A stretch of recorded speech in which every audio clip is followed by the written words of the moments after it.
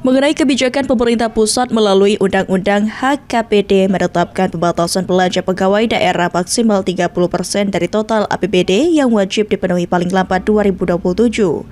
Wali Kota Palembang Ratu Dewa menjelaskan jika pemerintah Kota Palembang tengah berupaya keras agar P3K penuh waktu maupun paruh waktu di Palembang berjumlah sekitar 12.600-an tidak dikorbankan karena ada pembatasan belanja pegawai. Lantaran saat ini belanja pegawai di lingkungan pemerintah Kota Palembang di angka 39,6%.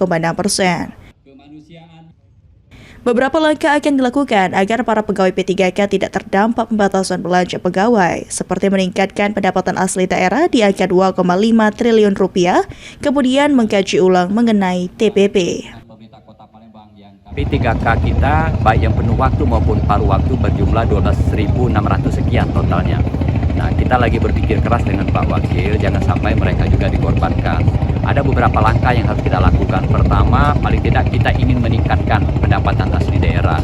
Paling tidak untuk menutupi itu kita harus meningkatkan PAD, makanya butuh kerja keras dari Bapeda di angka 2,5 triliun untuk menaikkan pendapatan asli daerahnya. Nah, insya Allah ini harus kita genjot.